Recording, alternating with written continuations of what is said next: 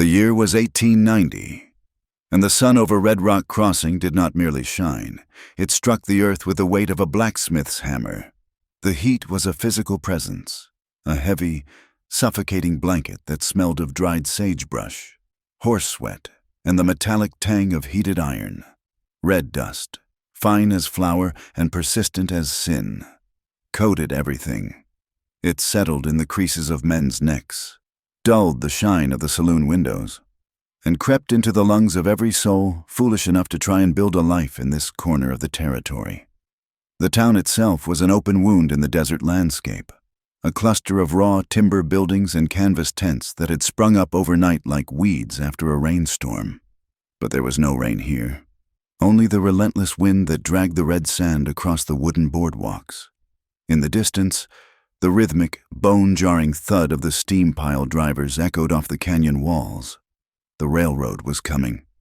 It was a steel serpent eating its way through the stone, bringing with it the promise of gold, the threat of civilization, and men who were hungry for both. Eleanor Pike stood on the porch of the Silver Spur Saloon, a dish rag twisted tightly in her hands. At 34 years of age, she was not an old woman by the reckoning of the civilized East, but here, where the sun aged skin like leather and the hard water stripped away softness, she felt the weight of every single year. She wore a dress of calico, faded to a nondescript gray, clean but frayed at the hem. It was the dress of a woman who worked for her keep. Her hair, the color of dried wheat, was pulled back severely, though a few rebellious strands escaped to frame a face that held the ghost of a former beauty, now etched with the fine lines of fatigue around the eyes and mouth. She had been a schoolteacher once, 3 years ago, before the fever took her husband. She remembered the feeling of chalk on her fingers and the smell of old books. Now, her hands smelled of lye soap and onion skins. She was the sous chef, the server, and occasionally the target of a drunken miner's clumsy affection, though she rebuffed such advances with a cold, schoolmarmish stare that usually did the trick. Today, however, Eleanor was not thinking of the kitchen. Her heart hammered against her ribs. A frantic bird in a cage. The noon train had just whistled, a mournful, shrieking sound that cut through the heat. Silas Boone was returning. The square in the center of town was already filling up. Men left their card games. Women in bonnets paused in their shopping. Silas Boone was not merely a man. He was the heartbeat of Red Rock Crossing's economy. A former military officer turned industrialist. He represented the mining combine and the railroad interests. He owned the land the saloon stood on, the bank that held the miners' wages, and, or so Eleanor had believed for the past 6 months, he held her future in his manicured hands. She smoothed her apron, her palms sweating. He had promised, before he left for the capital 2 months ago to secure the final permits for the canyon expansion. He had taken her hand in the parlor of the hotel. He had spoken of a house with glass windows, of a garden where she could grow roses instead of sage, of a life where she would never have to scrub another grease-stained plate. A safe life, he had called it, for a widow who had spent 3 years terrified of starvation. Safe was a word more seductive than love. The train hissed to a halt, steam billowing out to mix with the red dust. The heavy iron doors clanked open, and Silas Boone stepped onto the platform. He was a handsome man in the way a wolf is handsome. He wore a suit of dark, expensive broadcloth that seemed impervious to the dust, a silk vest, and a hat that cost more than a miner earned in 6 months. His face was clean-shaven, revealing a jawline that was sharp and decisive. He moved with the easy, predatory grace of a man who has never had to step aside for anyone. Sheriff Tom Cutler was the first to greet him, the lawman, a paunchy man with shifting eyes and a spine that seemed to bend too easily, practically bowed. "Welcome back, Mr. Boone," Cutler said, his voice loud enough for the crowd to hear. "The town has been waiting on you." Boone nodded, a tight, practiced smile touching his lips but never reaching his eyes. "Progress waits for no man, Sheriff, but it is good to be back." He stepped down from the platform, his polished boots hitting the dirt. The crowd parted for him like the Red Sea. He walked toward the Silver Spur, likely looking for a drink to wash the train smoke from his throat. Eleanor stepped forward. She could not help herself. Hope is a dangerous thing, and it propelled her from the safety of the porch shadows into the harsh glare of the midday sun. "Silas," she said. Her voice was steady, though her knees shook. Boone stopped. The crowd went silent. Even the distant hammers seemed to pause. He turned slowly to look at her. For a moment, Eleanor saw a flicker of recognition, perhaps even a shadow of the affection he had feigned in the quiet of the parlor. But then his eyes shifted. He looked at her gray dress, her red, chapped hands, the lines around her eyes that the sun was mercilessly highlighting. Then he looked at the crowd watching him, the young miners, the wealthy investors he had brought with him from the city, the fresh-faced girls in their Sunday best. The calculation in his eyes was cold and absolute. "Mrs. Pike," he said. The formality was a slap in the face. Eleanor froze. "Silas, you said, when you returned—" Boone cut her off with a raising of his hand. It was a gesture one might use to silence a noisy dog. He took a step closer, not to be intimate, but to ensure his words carried the weight of a verdict. "I have had time to think. Eleanor," he said. His voice was smooth, the rich baritone of a gentleman, which made the cruelty of his words slice deeper. "You are a kind woman. You have been convenient company." A gasp rippled through the women in the crowd. Eleanor felt the blood drain from her face.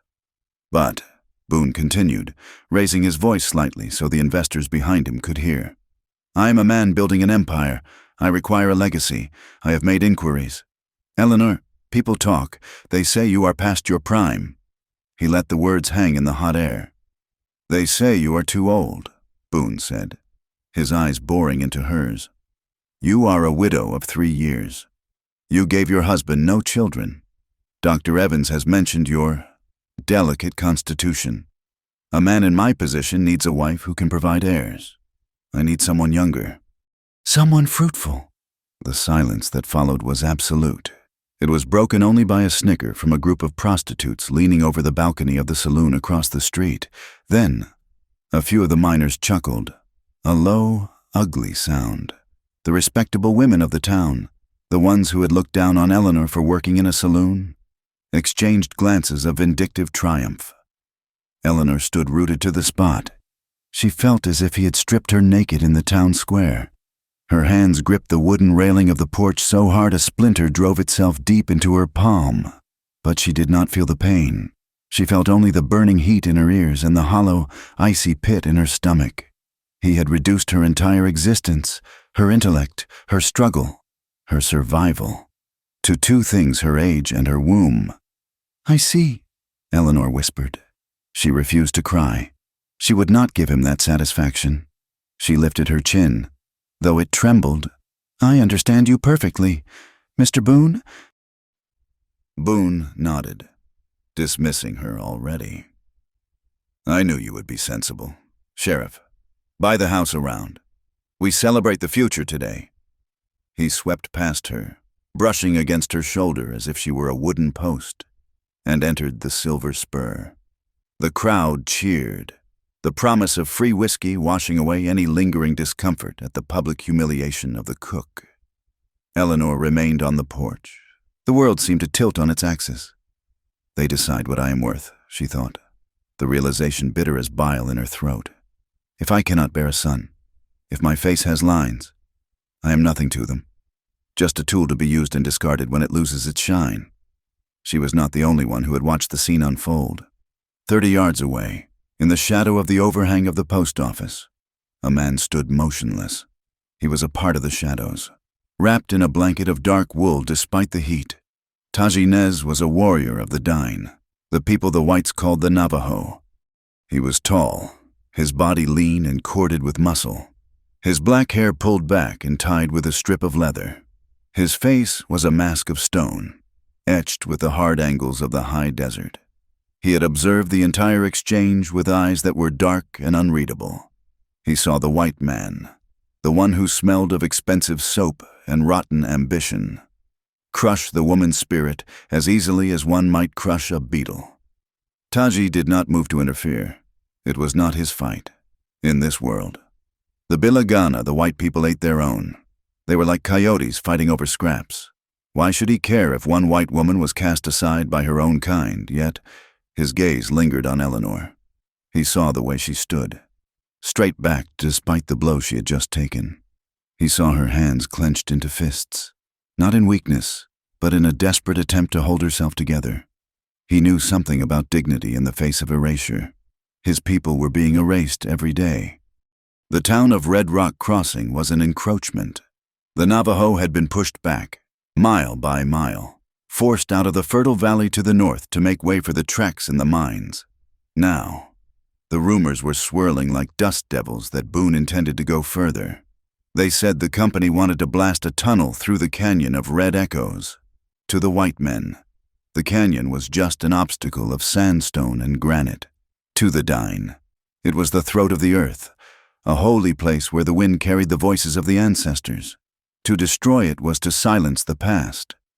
Taji pulled his blanket tighter around his shoulders. He was not here for the woman. He was here for the canyon.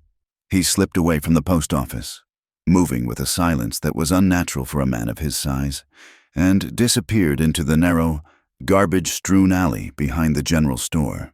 The alley smelled of rotting vegetables and urine. A figure was waiting for him there, huddled behind a stack of empty crates. It was Hastian TSO, an older Navajo man who traded turquoise and silver with the tourists, and sometimes heard things he wasn't supposed to hear. "Did you get it?" Taji asked in his own tongue, his voice low and rough like grinding stones. Hastian TSO nodded nervously, his eyes darting to the mouth of the alley. "The layout is in the surveyor's office, inside the saloon, but Boone keeps the key to the strongbox on his person. They plan to use the new explosives, dynamite. Boxes of it arrived on the train with him. When? Soon. 2 days. Maybe 3. They want to clear the pass before the investors leave." Taji looked toward the back wall of the Silver Spur. The saloon was roaring with noise now. The piano clinking out a jaunty tune. Men shouting toasts to Silas Boone. The enemy was inside, celebrating his power.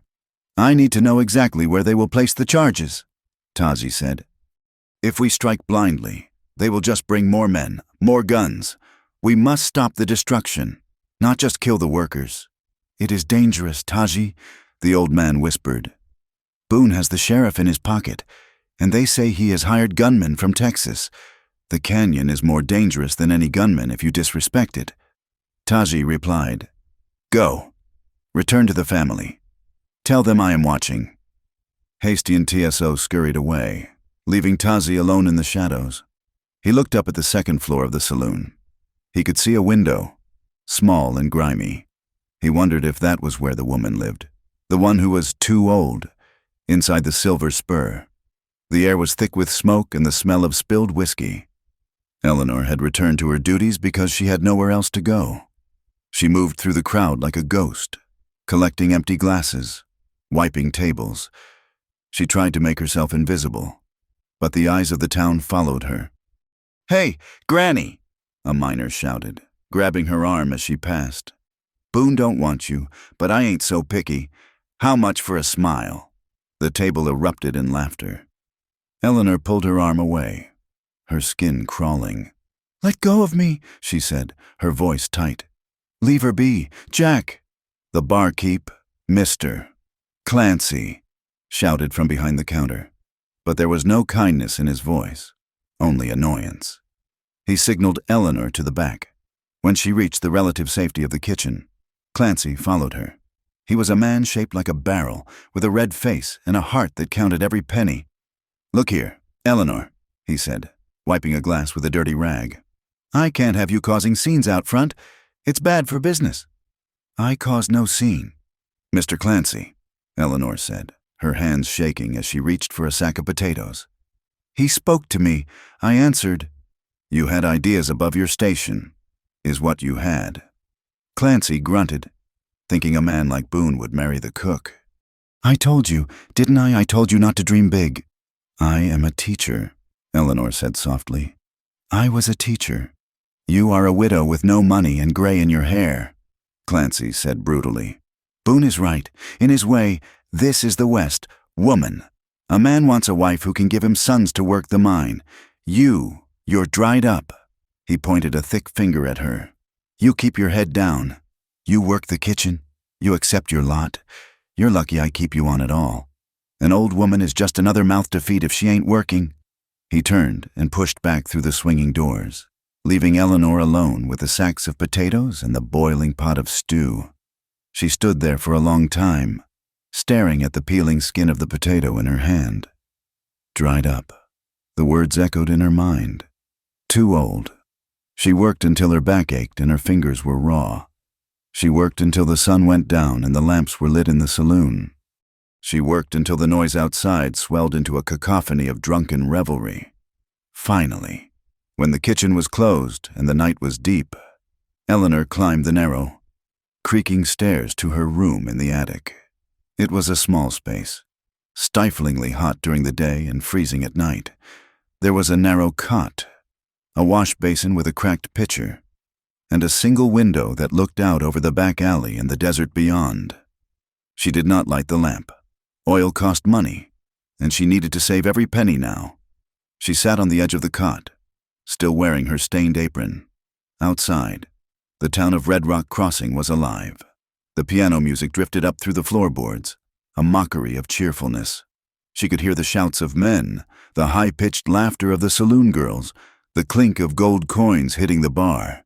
It was the sound of a world that was moving forward, a world of iron and steam and money. And she had been told, in no uncertain terms, that she had no place in it.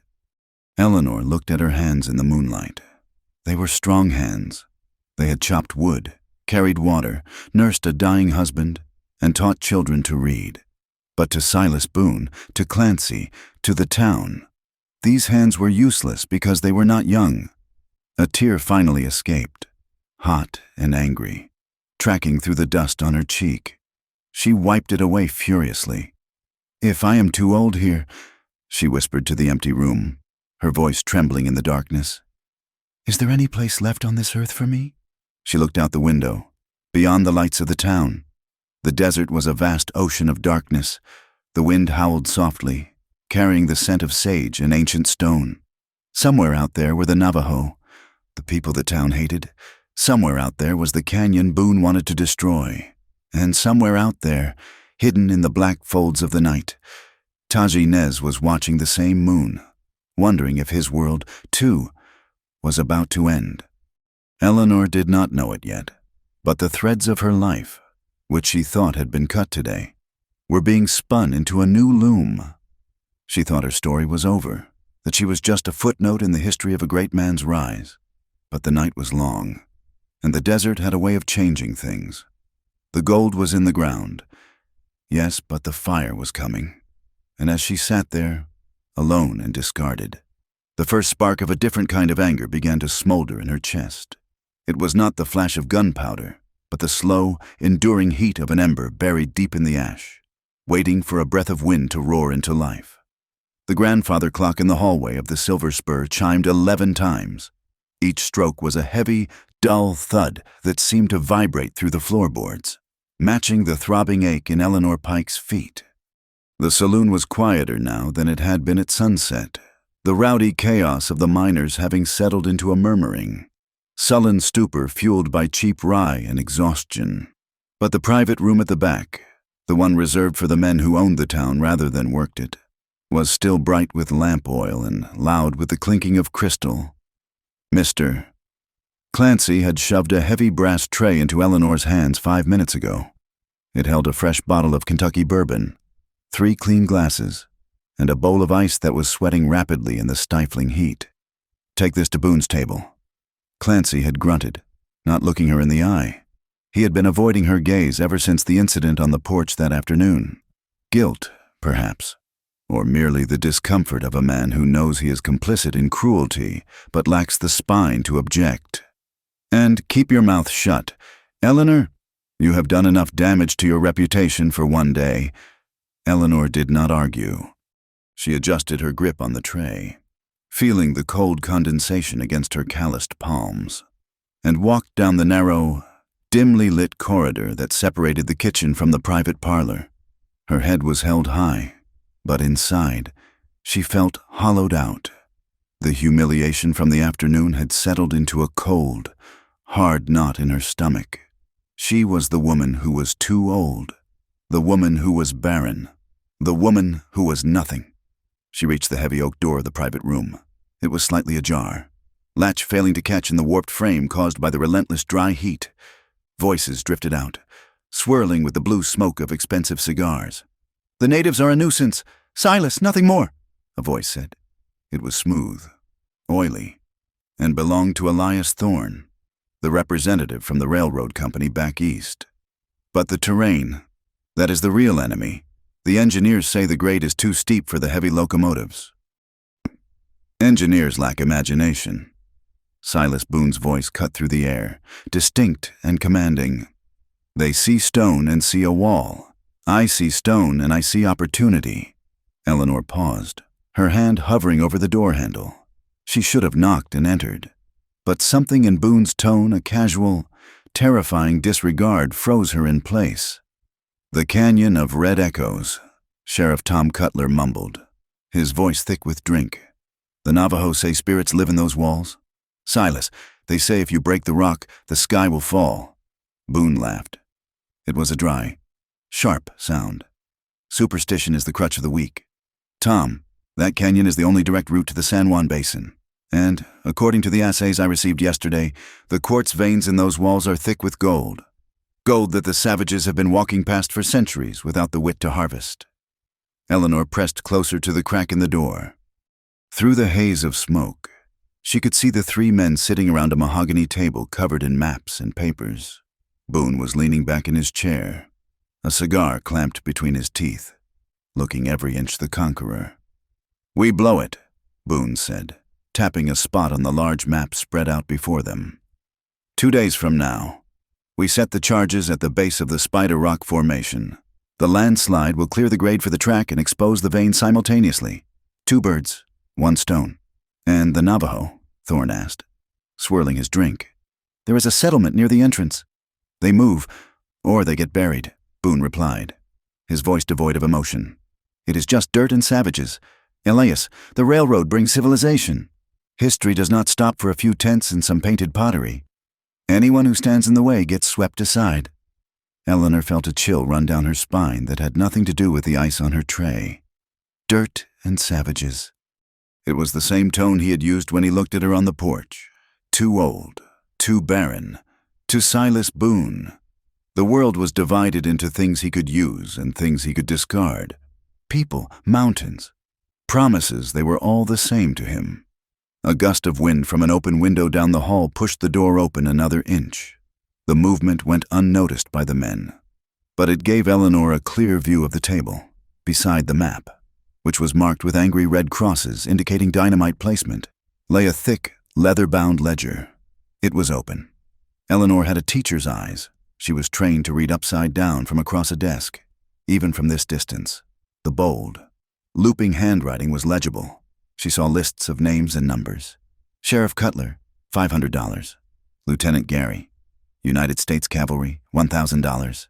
Governor's aide, $2,000. It was a book of bribes. It was the proof that the law in this territory was bought and paid for by the mining combine. She realized with a jolt of terror that she was holding her breath. If they saw her now, if they knew she had seen the ledger, her life would be worth less than the whiskey on her tray.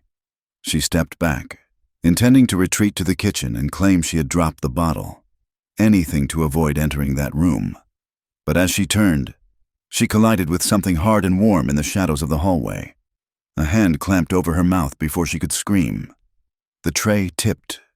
Eleanor, fueled by a surge of desperate adrenaline, caught the bottle of bourbon with her free hand before it could hit the floor. Though the ice rattled ominously in the bowl, she was pressed against the rough wooden wall. A pair of dark eyes stared into hers, inches away. It was the Navajo man, the one from the square, Taji Nez. He was silent as a shadow. In his right hand, he held a knife, a blade of chipped obsidian, sharp enough to split a hair. He held it low, not threatening her throat, but ready for a heartbeat. They stood frozen in the dim corridor. Eleanor could smell the scent of him wood smoke, sage, and the dust of the high desert. He did not smell like the sour sweat and alcohol of the men in the saloon.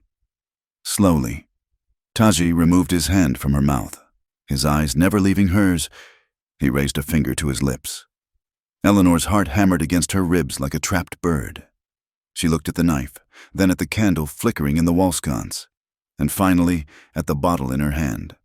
She could smash it over his head. She could scream. Sheriff Cutler was 10 feet away. But then she remembered Boone's voice. They move, or they get buried. She looked at Tazi. He was not looking at her with the predatory hunger of the miners, nor the dismissive contempt of the townsfolk. He was looking at her with a calm, intense assessment. He was an outsider in this house of timber and noise, just as she was an outsider in a town that valued her only for her youth. He signaled with his head toward the door of the private room. Then, he pantomimed a small square shape with his hands. The ledger. He knew. He was here for the proof. A wild, terrifying thought bloomed in Eleanor's mind. If she screamed, Tazi would be killed. Boone would blow up the canyon. The gold would flow into Boone's pockets, and he would buy more power, more land, and crush more people like her. The window, she whispered, her voice barely audible over the hum of conversation from the room. Tazi frowned, tilting his head slightly. The back window, she whispered, leaning closer, the heat of her anger at Boone overriding her fear of the warrior. It is unlatched. I can open it wider. If I make a distraction, can you get the book? Taji studied her face. He saw the fear there. Yes, but he also saw the set of her jaw. It was the look of someone who had been pushed too far. He nodded once, a sharp, decisive movement. Eleanor took a deep breath. She adjusted the bottle on the tray, smoothed her apron, and nodded back. She turned and kicked the door open with her foot, bustling into the room with a flustered energy she did not feel. Gentlemen, forgive the delay, she exclaimed, her voice pitched higher than usual. The ice block was stubborn tonight. Boone looked up, annoyed. He threw a hand over the ledger, covering the open page. You took your time, woman. Put it down and get out. Of course, Mr. Boone, right away, Eleanor said. She moved to the table, positioning herself between the men in the dark corner near the back window. She set the tray down with a clatter. Oh, my heavens, it is stifling in here, she said, wiping her brow. Shall I open the window for a draft? The smoke is thick enough to cure a ham. Leave it, Boone snapped. Just a crack, sir, for the sheriff's sake, she insisted. And before Boone could stop her, she lunged for the heavy velvet curtains and threw them back. She unlatched the window and shoved it upward. The night air rushed in, flickering the lamps. Woman. Boone stood up, his chair scraping loudly against the floor. I said leave it. I am so clumsy, Eleanor cried out, and as she turned back, she deliberately hooked her elbow into the tall bottle of bourbon she had just placed on the table. The bottle toppled. Amber liquid splashed across the map, soaking the paper. You stupid cow, Boone roared. He grabbed the map, trying to save it from the alcohol. Sheriff Cutler jumped up as the liquid dripped onto his trousers. Thorne swore loudly. In the chaos of cursing men and stained paper, the attention of the room was entirely focused on the table and the spilled whiskey. Eleanor shrank back against the wall, feigning horror. I am sorry. I am so sorry. Behind Boone's back, a shadow detached itself from the gloom of the window frame. Taji moved like smoke. He did not make a sound on the floorboards, while Boone was shaking the dripping map and cursing Eleanor's ancestors. Tazi's hand shot out. He grabbed the leather ledger. He grabbed the duplicate folded map that Thorne had left on the side table. He was turning to slip back out the window when the door to the hallway burst open. It was one of Boone's hired guns, a man named Stryker, coming to investigate the shouting. Stryker saw the open window. He saw the Indian, Navajo, Stryker yelled, his hand flying to the Colt on his hip. The room exploded into action. Tazi did not hesitate. He vaulted through the window, disappearing into the darkness of the alley. "Get him!" Boone screamed, dropping the soaked map. "He has the book, kill him!" Stryker fired. The gunshot was deafening in the small room. The bullet splintered the window frame, sending wood chips flying. Eleanor stood frozen. Boone turned to her, his face twisted into a mask of pure, unadulterated rage. He looked from the open window to Eleanor, and the realization dawned on him. "You!" he hissed. "You opened the window. You knocked the bottle." "It was an accident," Eleanor stammered, backing away. "Liar!" Boone lunged for her. Eleanor didn't think. She acted on instinct honed by a hard life. She threw the heavy brass serving tray at him. It struck Boone in the chest, staggering him just enough. She spun around and ran. "Stop her!" Boone bellowed. "She is with him! She is a traitor!" Eleanor sprinted down the hallway. She heard heavy boots pounding behind her. She burst through the swinging doors into the kitchen. Clancy looked up from his chopping block, his mouth falling open. "Eleanor, move!" she screamed, shoving past him. She knocked over a stack of pots and pans to create an obstacle and flew out the back door into the cool night air. The alley was chaos. She could hear shouting from the street. Horses were whinnying in panic. "This way!" a voice hissed. Taji was there, mounted on a paint horse that was dancing nervously in the dust. He had not left her. He held the ledger tucked into his belt. Eleanor stopped. Her chest was heaving. She looked back at the saloon. The back door banged open, and Stryker emerged, gun raised. Another shot rang out, kicking up dirt near her feet. "There she is!" Stryker yelled. "Shoot the witch!" Eleanor looked at the town she had tried so hard to be a part of. She saw the faces of the men spilling out of the saloon, men she had served, men she had taught, in the lamplight. Their faces were twisted with the thrill of the hunt. To them, she was no longer a woman. She was an enemy. She was a traitor who had sided with the savages. "You stand with the tribe, or you die with the whites," Taji said. His hand extended toward her. It was not a command, it was an offer. Eleanor looked at his hand. It was scarred and brown. It was the hand of a man who fought for what was his. Boone stepped out onto the back porch, his fine suit stained with bourbon. "I will hang you, Eleanor," he screamed. "I will see you rot."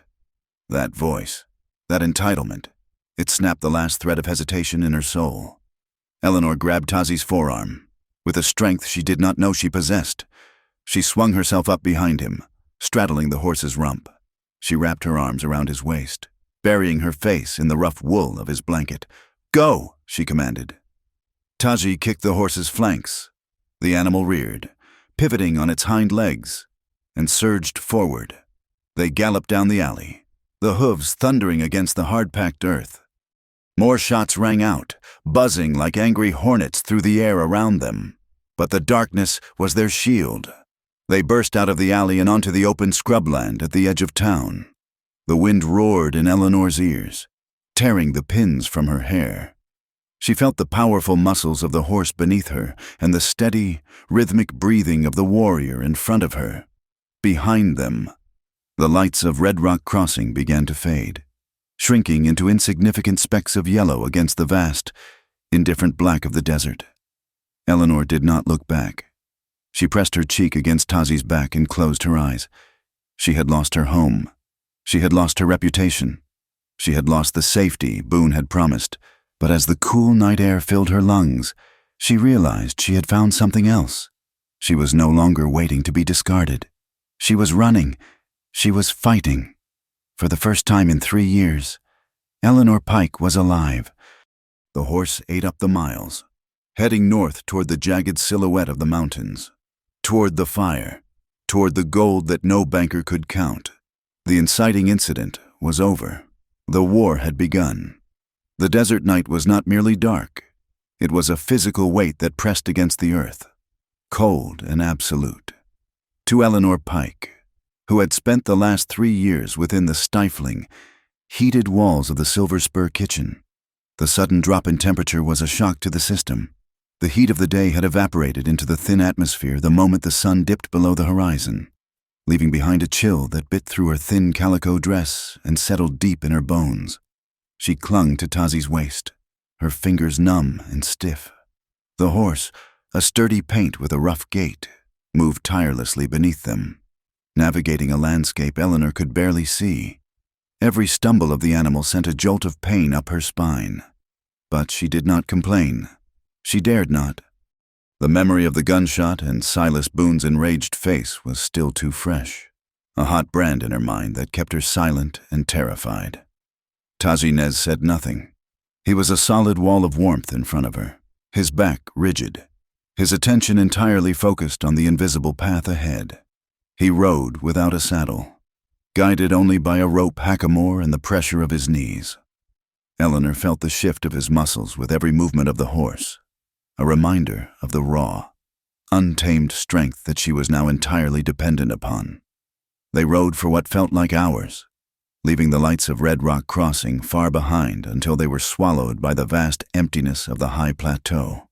The only sounds were the rhythmic thud of hooves on hard-packed sand and the mournful, hollow sound of the wind rushing through the sagebrush. Finally, as the moon began its descent, Tazi slowed the horse. They had entered a narrow fissure in the earth, a slot canyon where the walls rose high and jagged on either side, blocking out the stars and cutting off the biting wind. "We stop here," Tazi said. His voice was low, rough from the dust and the silence. He slid off the horse with a fluid grace and turned to help her. Eleanor tried to dismount, but her legs crumpled beneath her. She would have fallen into the sand had Tazi not caught her by the elbow. His grip was firm, impersonal, yet it held her upright until the blood returned to her feet. "My apologies," Eleanor stammered, her teeth chattering uncontrollably. "I am not used to riding." Tazi did not answer. He tethered the horse to a scrub oak and began to gather dried driftwood that had been washed into the canyon by old floods. He moved with an efficiency that fascinated Eleanor. Within minutes, he had struck a spark from a piece of flint, and a small, smokeless fire was crackling against the canyon wall. He gestured for her to sit.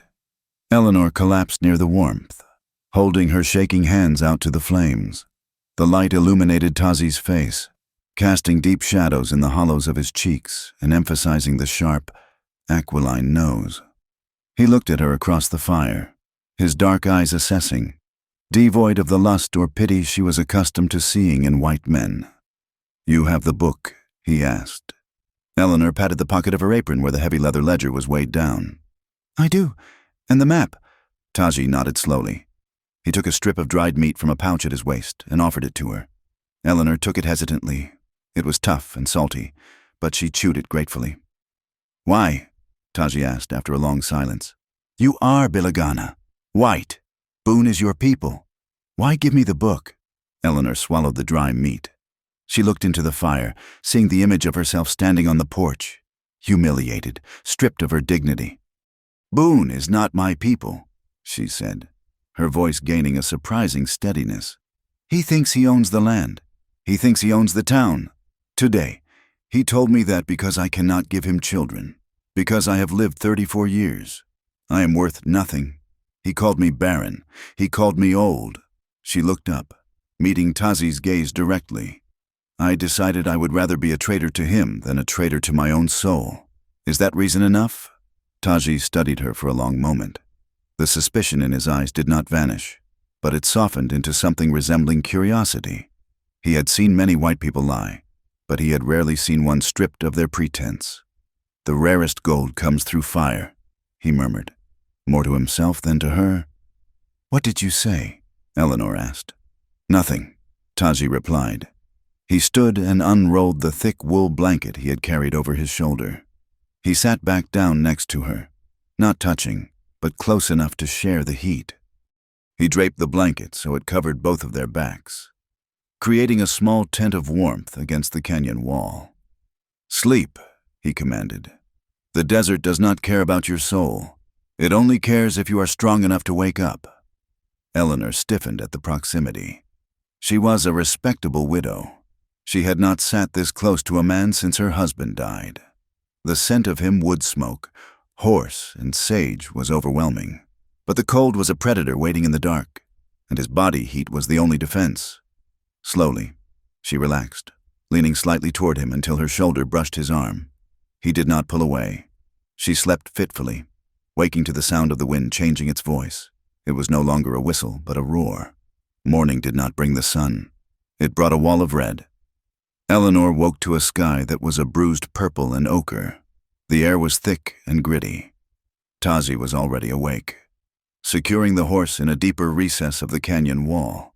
He moved with urgency.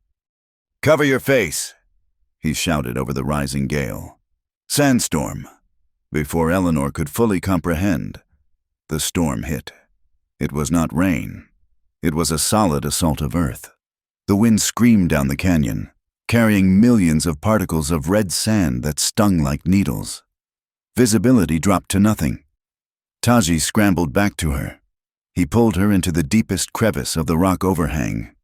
He threw the heavy wool blanket over their heads, pulling her down so they were crouched together in the dirt. There was no room for propriety now. Taji wrapped his arms around her, shielding her body with his own, pressing her face into his chest to protect her from the suffocating dust. Eleanor clung to him, her hands gripping his shirt. The world outside was a howling void of red chaos, but inside the small, dark cocoon of the blanket, it was intensely, shockingly intimate. She could feel the steady beat of his heart against her cheek. She could feel the rise and fall of his chest. For hours, the storm raged. They did not speak. There was nothing to say. In the darkness, the barriers of race and society were eroded by the sheer necessity of survival. She was not a washerwoman, and he was not a savage. They were just two warm bodies huddled against the wrath of the earth. When the wind finally died down and the sand settled, they emerged looking like statues carved from red clay. Eleanor shook the dust from her hair. Coughing, Taji stood and shook out the blanket. They looked at each other. Eleanor's face was coated in red dust, her eyelashes thick with it, making the blue of her eyes startle him. Taji, too, was covered, his dark hair powdered red. For the first time, Taji offered her a hand to help her up. It was a small gesture, but it bridged a gap that had been miles wide the night before. "We must move," he said.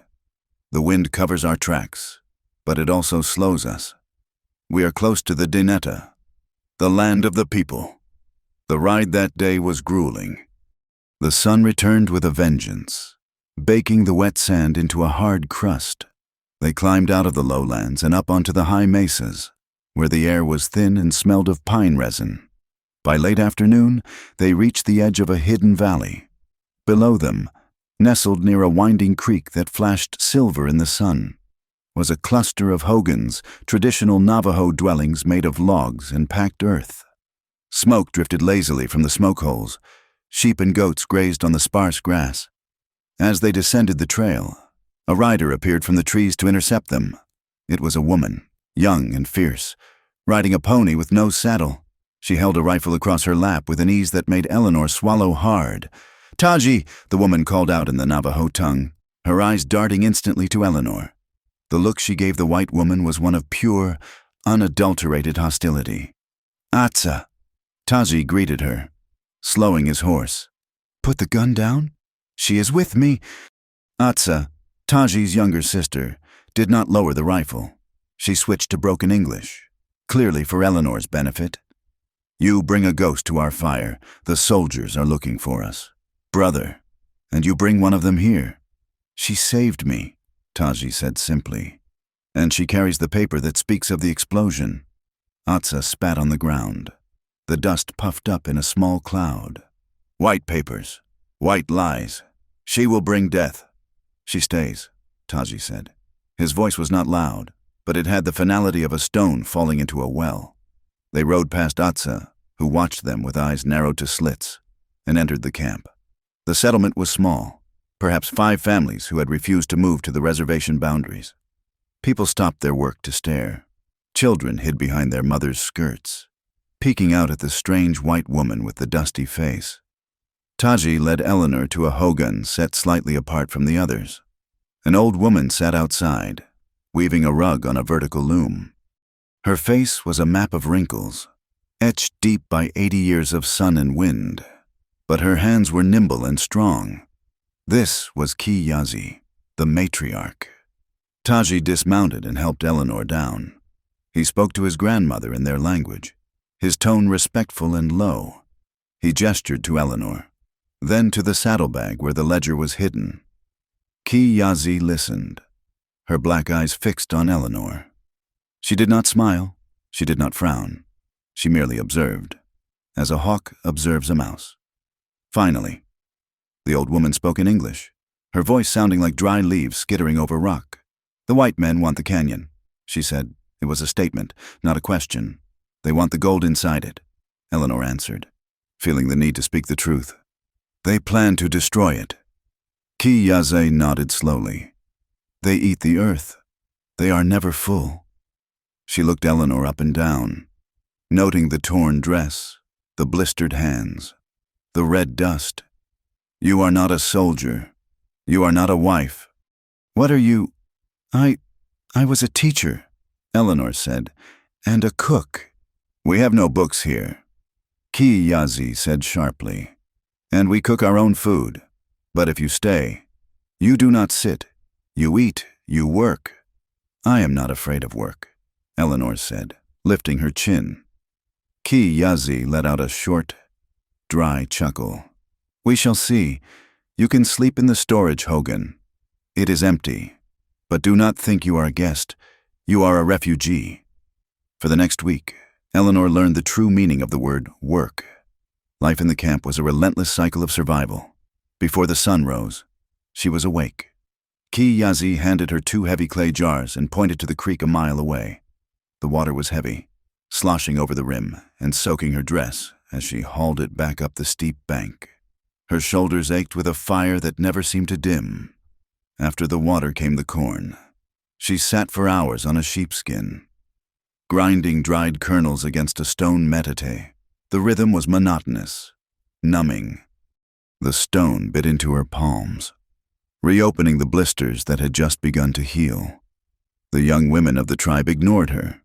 The young men, however, were less kind. As Eleanor struggled to carry a bundle of firewood that was clearly too heavy for her, 2 young warriors walked past. They laughed, saying something in Navajo. "They say," Atsa's voice came from behind her, sharp and mocking, "that the white man's horse is strong, but his woman is weak. They call you old woman of the white ghosts." Eleanor dropped the wood. She stood there, her chest heaving, sweat stinging her eyes. The insult cut deeper than the physical pain. In Red Rock Crossing, she was too old to be a wife. Here, she was too old and too weak to be of use. She belonged nowhere. She was a piece of driftwood floating between 2 shores, wanted by neither. She looked at Atsa. She wanted to scream. She wanted to cry. But she remembered Boone's face. She remembered the laughter in the saloon. Without a word, Eleanor bent down. She grasped the bundle of wood. Her back screamed in protest, but she gritted her teeth and heaved it up. She walked past Atsa, her steps unsteady but determined, and threw the wood onto the pile by Kiyazi's fire, from the shadow of the horse corral. Taji watched. He had seen the young men mock her. He had seen his sister's cruelty. He had expected the white woman to break. He expected her to demand he take her back, or to collapse in tears. But she did not break. She was like the ironwood tree, gnarled, perhaps, and not as pretty as the willow, but impossible to kill. That evening, as the sun set in a blaze of violet and orange, Tazi approached Eleanor. She was sitting by the creek, washing the dust from her arms. Her hands were raw, the skin peeling. "You carry the water wrong," he said. Eleanor looked up, startled. "I carry it as best I can." "You carry it with your shoulders," Tazi said. He crouched down beside her. "You must carry it with your legs and your back, like the earth carries the mountain." He picked up a jar. "Watch." He demonstrated the lift, the distribution of weight. Then he handed it to her. "Try." Eleanor tried. It was still heavy, but the strain on her neck lessened. "And your feet," Taji continued. "You walk like a soldier, heavy, stomping. You fight the ground."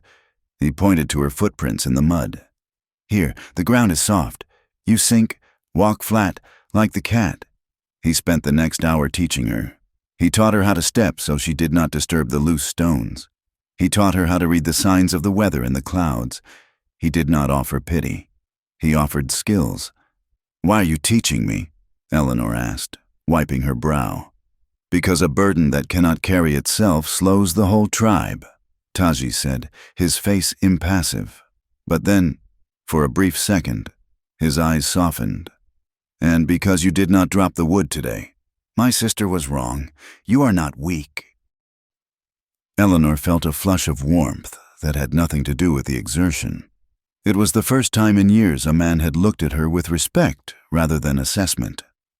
While Eleanor learned the rhythm of the earth, back in Red Rock Crossing, the rhythm of industry had ground to a halt. Silas Boone stood in the wreckage of his private office. The map was ruined, stained with bourbon. But worse, the ledger, the damning book that detailed every bribe, every illegal land grab, every ounce of corruption was gone. Sheriff Cutler stood by the door, wringing his hat in his hands. He looked pale. "If that book gets to the governor," Cutler whispered, "or to the newspapers in the East." "It won't," Boone said. His voice was terrifyingly calm. He was not shouting today. The rage had crystallized into something colder, sharper. He walked to the window where the bullet hole had shattered the frame. He looked out at the desert, the vast, empty space that dared to defy him. "She took it," Boone said. "Eleanor Pike, the washerwoman, the barren cow." He turned to the sheriff. "She thinks she is a hero. She thinks she has escaped." Boone walked to his desk and unlocked a drawer. He pulled out a heavy bag of gold coins and tossed it to Stryker, the gunman who was leaning against the wall, cleaning his fingernails with a Bowie knife. "Gather the men," Boone ordered. "Double the pay. We are not just clearing the canyon anymore." "What are the orders, boss?" Stryker asked, catching the bag. "Find the Navajo," Boone said. "Burn their crops, kill their sheep, and find the woman." He paused, his eyes gleaming with a malice that was almost tangible. "Do not kill her right away," Boone said softly. "Bring her back. I want the whole town to see what happens to a woman who forgets her place. I want to make an example of her. And then, when she has watched us blow that canyon to hell, when she sees that she can stop nothing, then you can kill her." The conflict had shifted. It was no longer just about a railroad or a mine. It was a hunt. And in the high desert, under the watching stars, the hunter was preparing to unleash hell upon the prey. Days turned into weeks, grinding away the softness of Eleanor Pike's former life like sandstone against a river current. The camp of the dying became her world. A world defined not by the ticking of a clock or the schedule of trains, but by the position of the sun and the needs of the sheep. Her hands, once stained with chalk and ink, were now permanently etched with the red dust of the high desert. Calluses formed over the blisters on her palms, turning into hard, protective pads. She learned the rhythm of the loom from Ki Yazi, though her fingers were clumsy compared to the old woman's fluid grace. She learned to distinguish the cry of a hawk from the call of a buzzard. And she learned that water was not something one simply turned a tap to receive.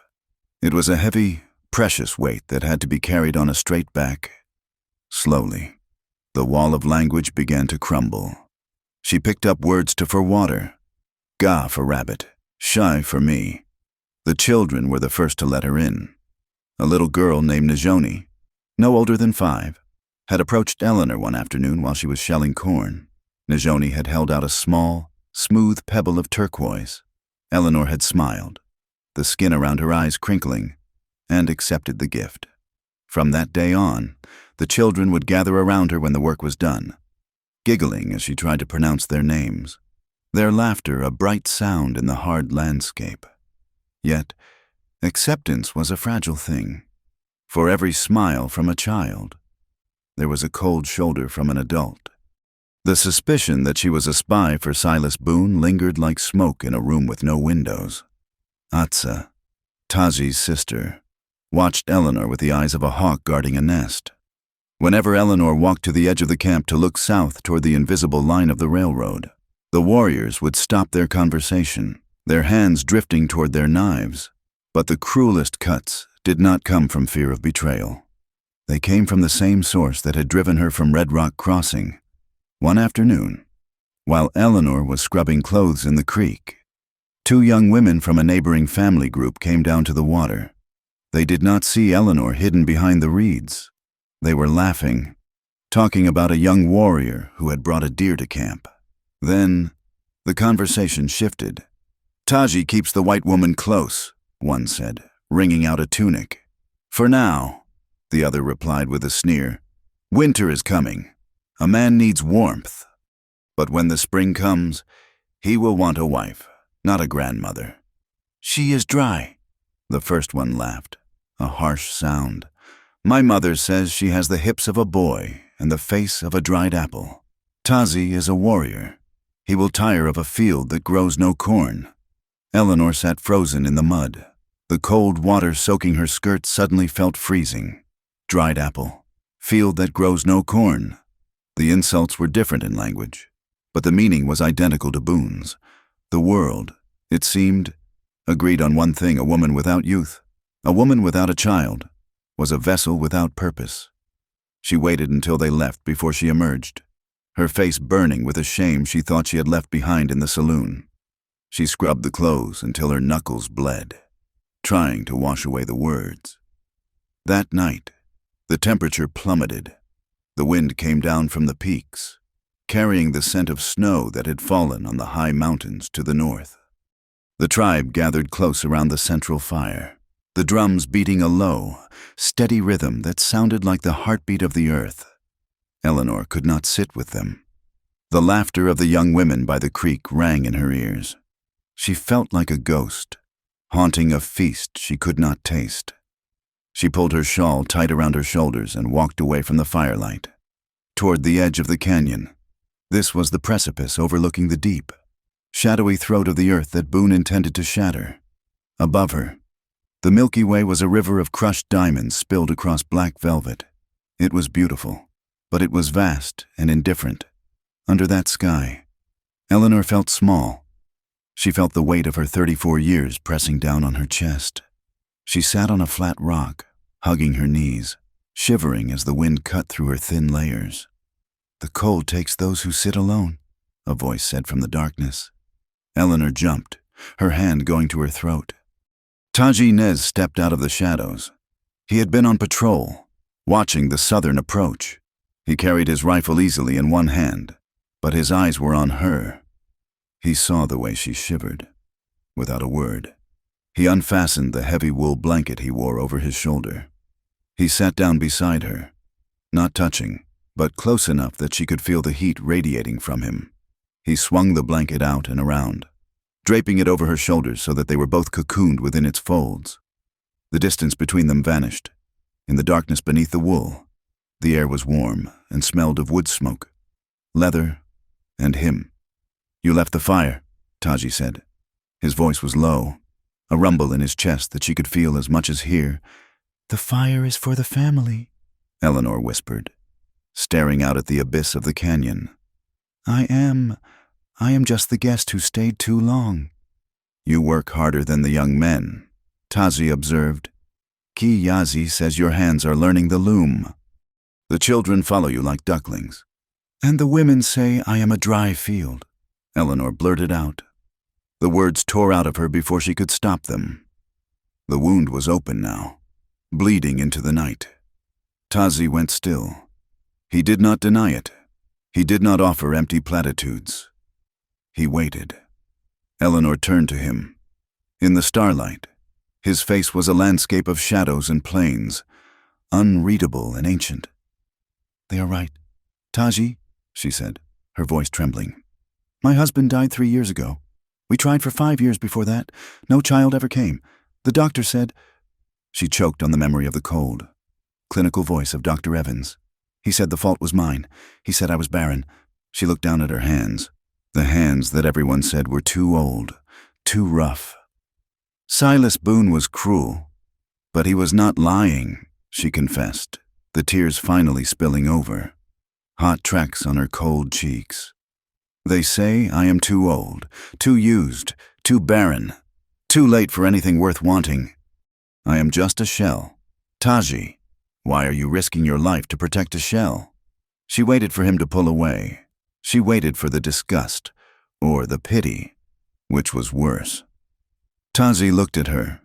He looked at the tears shining on her face, at the lines of grief and exhaustion etched around her eyes.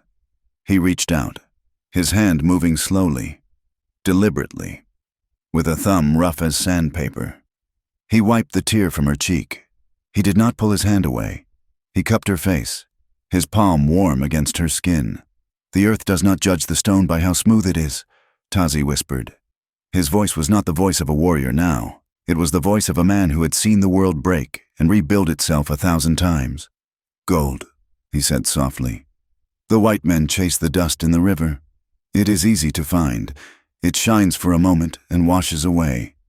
He leaned closer, his forehead almost touching hers.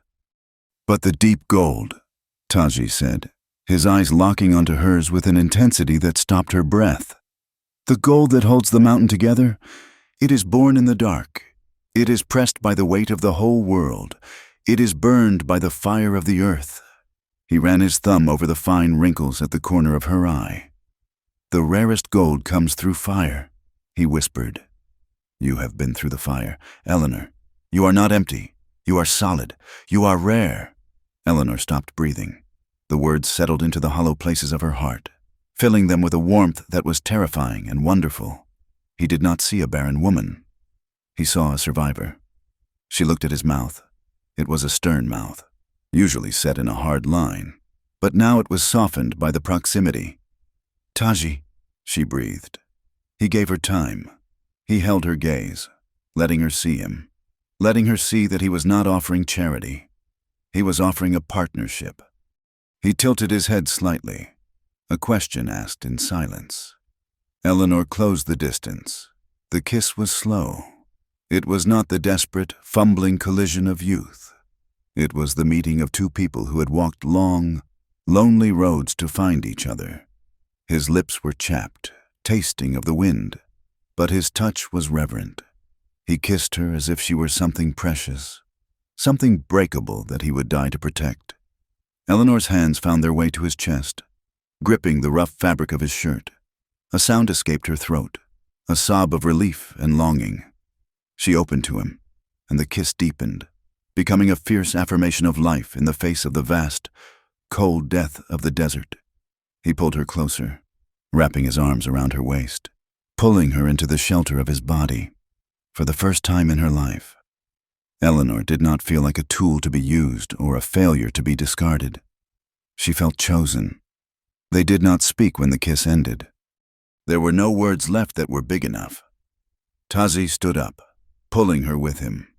He kept the blanket wrapped around her. He led her away from the canyon edge, away from the cold wind, toward his hogan. Inside, the air was still and warm. The fire in the center pit had burned down to glowing coals. He laid the sheepskins out on the earthen floor. That night, they lay side by side. It was not a night of wild, frantic lust. It was something deeper. Taji held her against him, his arm heavy and protective over her waist. Eleanor turned into him, fitting her body against his. In the darkness, his hand found hers. He interlaced their fingers. His skin was rough, hers was scarred, but together, the fit was perfect. She listened to the sound of his breathing, which matched the rhythm of the wind outside. She felt the beat of his heart against her back. She realized, with a clarity that was sharp as crystal, that she had never been truly loved before. She had been owned.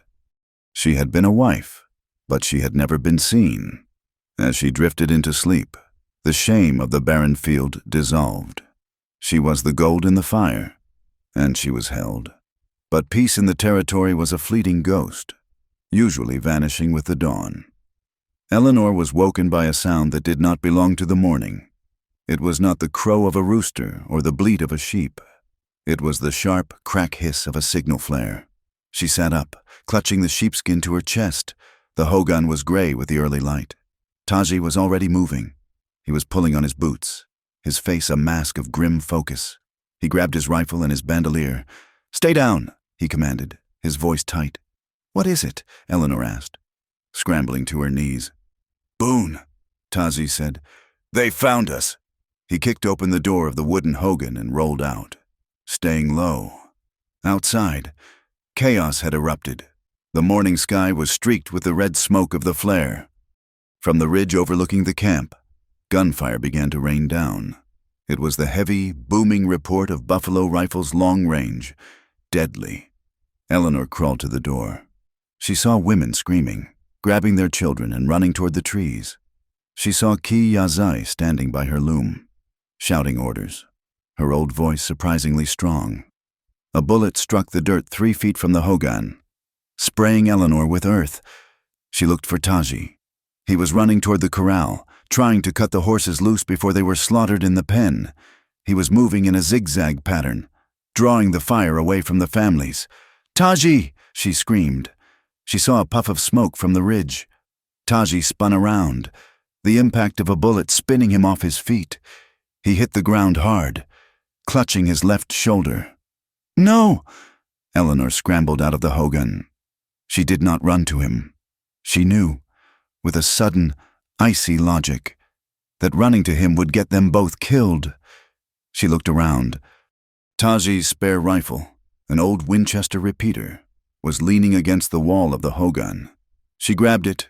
It was heavy, smelling of gun oil. She checked the chamber. Loaded. She looked toward the ridge. She could see the glint of sunlight on metal barrels. A group of 3 riders was charging down the slope, hooting and hollering, intending to overrun the camp while the snipers kept the heads down. Eleanor saw Atsa pinned down behind a water trough, her rifle jammed. 2 children were cowering behind her. Exposed, the riders were heading straight for them, sabers drawn. Eleanor Pike, the schoolteacher, the barren widow, did not hesitate. She raised the Winchester to her shoulder. She remembered what her husband had taught her about shooting coyotes that came for the chickens. Breathe out. Squeeze. Don't pull. She aimed at the lead rider. She fired. The kick of the rifle bruised her shoulder, but the lead rider's horse screamed and stumbled, throwing the man into the dust. The other 2 riders pulled up, shocked by the resistance coming from the old woman. Eleanor worked the lever action. Clack, clack, she fired again. Dust kicked up near the second rider's face. "Get back!" she screamed, her voice raw and unrecognizable. "Get away from them!" Taji, struggling to his knees, blood soaking the sleeve of his shirt, saw her. He saw the woman who had trembled in the cold now standing in the open. Firing a rifle with a face set in stone, the riders turned and retreated up the slope, realizing the camp was not as defenseless as they thought. The shooting from the ridge slowed, then stopped. It was a probe, a test of strength. They would be back, and next time, they would bring the dynamite. Silence fell over the camp, broken only by the crying of a child and the groans of the fallen rider. Eleanor lowered the rifle. Her hands were shaking now, uncontrollably. She ran to Taji. He was sitting up, his face pale, sweat beading on his forehead. The bullet had passed through the fleshy part of his shoulder, painful, bloody, but not fatal. "You shot him!" Taji rasped, looking at her with wide eyes. "I missed the man," Eleanor said, her voice shaking. "I hit the horse. I am sorry for the horse." Atsa came running over. She looked at her brother's wound. Then she looked at Eleanor. There was no sneer on her face now. There was shock. "The location is lost," Atsa said, her voice tight. "They know exactly where we are. They will bring the cannon. They will bring the army." Ki Yazai hobbled over, leaning on her stick. She looked at the red smoke still drifting in the sky. "We must move," the old woman said. "To the high caves, now." Eleanor tore a strip from her petticoat and began to bind Tazi's wound. She pulled the knot tight, ignoring his grunt of pain. "We cannot just run," Eleanor said, her voice hard. She looked at Taji. If we run, they blow the canyon. They win. We are few, Taji said, gritting his teeth. They are many? Then we must be smarter, Eleanor said. She looked at the blood on her hands, Taji's blood. The fire that Taji had spoken of was no longer a metaphor. It was here, consuming their world. She looked south toward where Boone was waiting. The fear was gone, burned away by the gold in the fire. I know how Boone thinks, Eleanor said. I know what he fears. We don't run. Taji, we fight. The rising action had reached its peak. The quiet days of learning and healing were over.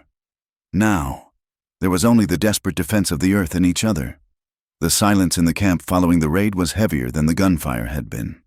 It was a silence made of suspicion, broken only by the low mourning of a mother whose son had taken a bullet to the leg, and the crackle of the dying fires. Eleanor sat near the entrance of the healing hogan, watching Ki Yaze tend to Tazi's shoulder. The bullet had torn through the muscle, missing the bone by a fraction of an inch, but the blood loss had been significant. Taji lay on the sheepskins, his face pale beneath the bronze of his skin, his eyes closed in uneasy rest. Outside, the whispers were growing louder. They drifted on the wind like poisonous spores. She brought them here, a young warrior muttered, sharpening his knife on a whetstone. The White Witch! Boone followed her scent. My brother bleeds because of her, Atsa said, her voice carrying the sharp edge of grief and anger. She stood by the water trough, glaring at Eleanor. If she stays, we all die. The spider rock will fall, and the spirits will curse us. Ki Yaze emerged from the hogan, leaning heavily on her staff. She looked at the dissenters, her eyes fierce. Silence, she commanded. She fought. She stood when you ran. The spirits judge the heart, not the skin. But Eleanor saw the looks. She saw the fear in the eyes of the mothers clutching their children. She saw the doubt even in the eyes of those who had begun to accept her. Ki Yaze could command their obedience, but she could not command their trust. Eleanor looked back at Taji. He shifted in his sleep, a groan escaping his lips. He was a leader, a bridge between the worlds. By keeping her here, he was cracking the foundation of his own authority. He was choosing her over the safety of his people, and that choice would eventually destroy him. She loved him too much to let that happen. The decision settled over her like a cold shroud. It was not a sudden impulse, but a quiet, heartbreaking certainty. She waited until the moon was high and the camp had settled into an exhausted, fitful sleep. The guard at the perimeter was dozing, worn out by the day's adrenaline. Eleanor crept into the hogan one last time. The air smelled of sage poultice and wood smoke. She knelt beside Taji. He looked younger in his sleep. The hard lines of the warrior smoothed away. She wanted to touch his face, to memorize the texture of his skin, but she dared not wake him. She took a piece of charcoal from the fire pit and a scrap of tanned leather that had been used for wrapping tools. Her hand shook as she wrote, the letters jagged and dark. Taji, I am the reason the fire comes to your door. I will not let it burn your house down. I am taking the book and the map to Boone. I will trade my life for your valley. You showed me that I am still worth something. Do not let the fire consume your family because of me. Yours, Eleanor. She placed the leather scrap on the blanket over his chest, where his hand would find it the moment he moved. She placed the heavy ledger and the map in her satchel. She slipped out into the night. She moved to the corral, her movements practiced now, silent as a cat. She chose the roan mare, a sturdy horse with good endurance. She did not saddle it, fearing the noise. She led it slowly away from the camp, walking for a mile over the hard rock to hide the sound of hooves, before she mounted and turned the horse south, toward the canyon, toward Boone, toward the end. Taji woke with the sunrise.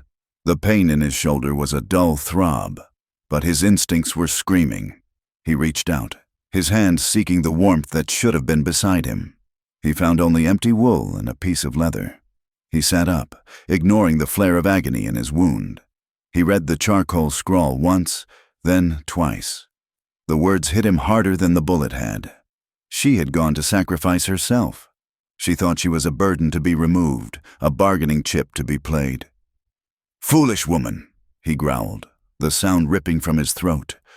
"Brave, foolish woman." He staggered to his feet. Kiyazi entered the hogan with a bowl of corn mush. She saw the empty bed, the note in his hand, and the look in his eyes. It was the same look he had worn years ago when the soldiers took his father. "She is gone," Kiyazi said quietly. "She goes to Boone," Taji said, grabbing his bandolier. "She thinks she can trade the book for our lives. Boone does not trade," Kiyazi said. "He takes—" "I know." Taji pulled his knife belt tight. "I am going after her. You are wounded," the old woman warned. "The storm is coming. The sky is turning black in the south. Then I will ride through the storm," Taji said. He looked at his grandmother, his eyes burning with a terrifying intensity. "She said she was too old. She said she was nothing. I told her the gold comes through fire. I will not let the fire take her now." He did not wait for permission. He did not wait for the warriors. He ran to the corral, caught his black stallion, and swung onto its back in one fluid motion that defied his injury. He kicked the horse into a gallop, tearing out of the valley as the first peals of thunder rolled across the desert. Eleanor reached the ruins of the Spanish mission near the mouth of the Canyon of Red Echoes just as the storm broke. The sky was a bruised purple, and lightning forked violently, striking the mesas with blinding flashes. The mission was a skeleton of adobe and timber, abandoned 50 years ago. Now, it was swarming with men. Tents were pitched in the courtyard. Boxes of dynamite were stacked near the crumbling altar. She rode straight into the center of the camp. "Hold fire!" a voice shouted. Men scrambled for their rifles, but they paused when they saw a lone woman on a horse, her hands raised. Eleanor slid from the horse. Her legs were trembling, but she forced herself to stand tall. She held the ledger high in the air. "I am here to see Silas Boone," she shouted over the rising wind. "I have his property." The door to the rectory opened. Silas Boone stepped out. He was dressed in a long duster coat, a cigar clamped in his teeth. He looked at her, and a slow, cruel smile spread across his face. It was the smile of a wolf that has ceased to hunt and is ready to eat. "Well, well," Boone said, walking toward her, his boots crunching on the gravel. "The prodigal washerwoman returns." "I have the book," Eleanor said, her voice steady. "And the map. I will give them to you. In exchange, you leave the Navajo alone. You leave the canyon." Boone laughed. It was a dry, hollow sound that was swallowed by the thunder. "You want a bargain, you a thief, a traitor." He snatched the ledger from her hand. He didn't even check it. He handed it to Sheriff Cutler, who was standing behind him, looking pale and sick. "Burn it," Boone ordered. "But the deal," Eleanor stammered. "There is no deal." "Eleanor," Boone said, stepping closer. He grabbed her by the jaw, his fingers digging into her skin. "Did you really think I cared about the book I own the judges? I own the governor. That book was an inconvenience. You are the problem." He shoved her back. Two of his men, rough mercenaries with callous eyes, grabbed her arms. "Tie her to the post inside," Boone commanded. "We set the charges in 1 hour." "You can't," Eleanor screamed as they dragged her into the ruined chapel. "You promised. You said you wanted a wife. A legacy. You said I was just too old." Boone followed them inside. The chapel was roofless in places, the rain beginning to splatter against the stone floor. He signaled the men to tie her to the heavy wooden pillar that once supported the choir loft. When she was bound, Boone stood before her. He took the cigar from his mouth and studied her face. "You never understood, did you?" Boone said softly. "Why I kept you around all those years, why I promised you marriage but never gave you a ring." Eleanor stared at him, breathing hard.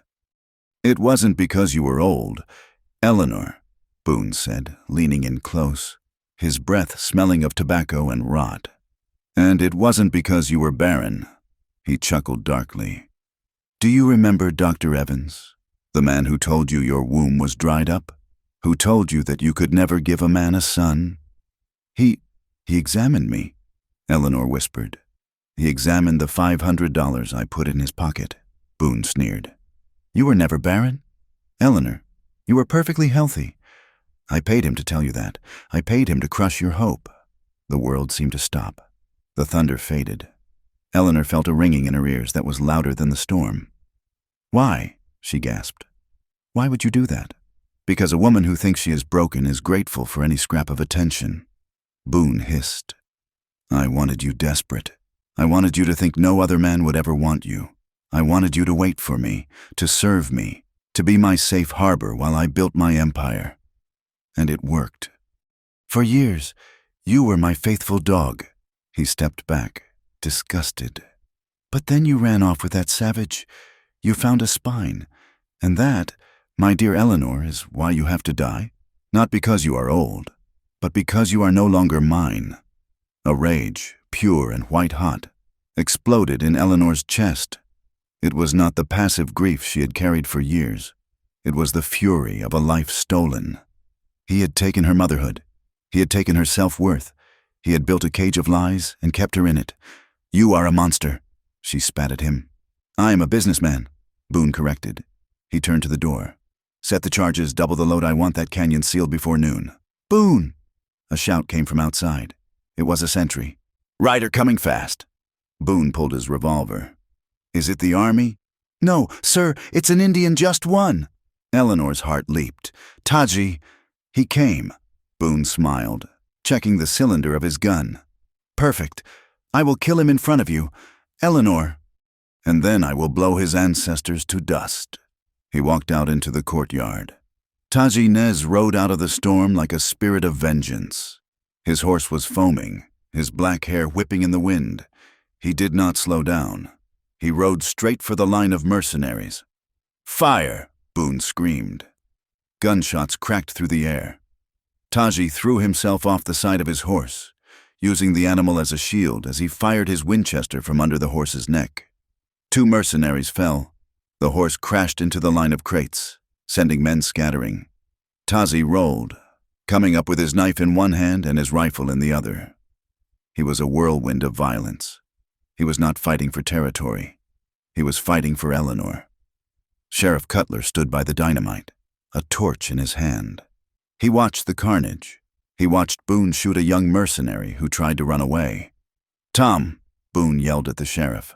Light the fuse. Blow it now. Cutler looked at the fuse. It ran toward the massive stack of dynamite crates positioned at the base of the canyon wall. Then he looked at the chapel, where he knew Eleanor was tied up.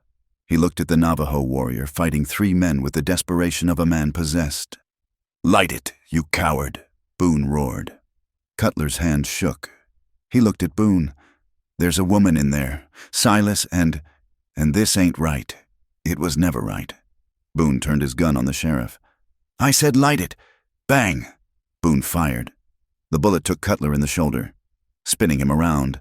The torch flew from his hand and landed in a puddle. Useless fool, Boone snarled. He grabbed a box of matches from his pocket and ran toward the fuse himself. Inside the chapel, Eleanor heard the shot. She heard Taze shouting her name. She pulled against the ropes. Her wrists were raw, bleeding. The knot was tight, but Boone had made a mistake. He had tied her to the pillar where the old iron candle sconces were rusted and jagged. She twisted her body, sawing the rope against the sharp, rusty metal edge of the sconce. The iron bit into her skin, cutting her arm, but she didn't feel it. She felt only the fire. Rarest gold comes through fire.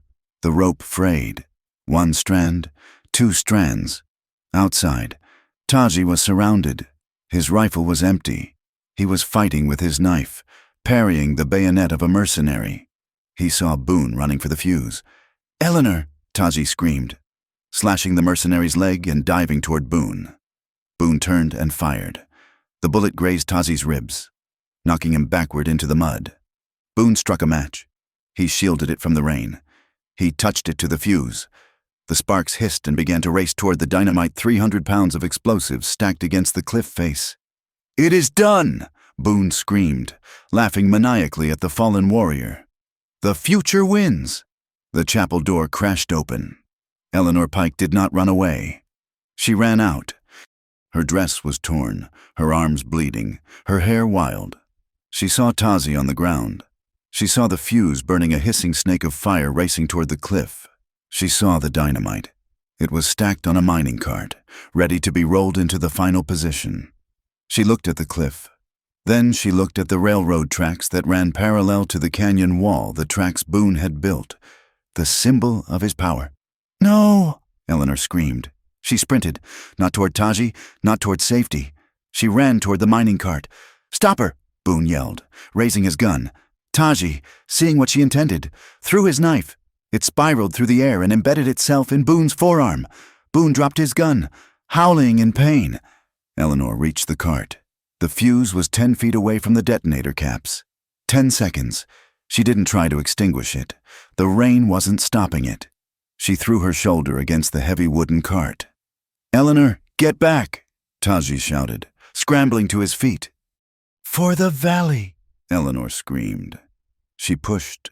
She dug her feet into the mud. All the strength she had built carrying water, grinding corn, and enduring 34 years of being told she was weak, she poured it all into this moment. The cart creaked. It moved. She didn't push it away from the cliff. She pushed it down the slight incline, toward the deep trench where the railroad foundations were laid, toward the spot where Boone was standing, clutching his arm. Boone's eyes went wide. The cart was rolling toward him, gaining speed. The fuse was sizzling mere inches from the box. "You crazy bitch!" Boone shrieked, scrambling backward, slipping in the mud. Eleanor let go of the cart and turned. She saw Tazi running toward her. "Run!" she yelled at him. The cart hit the depression in the ground, right next to the support beams of the railroad trestle, directly above where Boone had fallen. The fuse hit the cap. The world turned white. There was no sound at first, only a pressure wave that slammed into Eleanor like the fist of God. It lifted her off her feet and threw her backward. Then came the roar. It was a sound that shattered the sky. The earth heaved. The dynamite detonated. But because Eleanor had moved the cart, the force didn't shear the canyon wall. Instead, it blew downward and outward. It pulverized the railroad trestle. It collapsed the ground where Silas Boone lay, burying him instantly under tons of timber, iron, and rock. The shockwave rolled over the chapel, over the mercenaries who were covering their heads, and over Tazi, who had dived forward to shield Eleanor's body with his own just as the blast hit.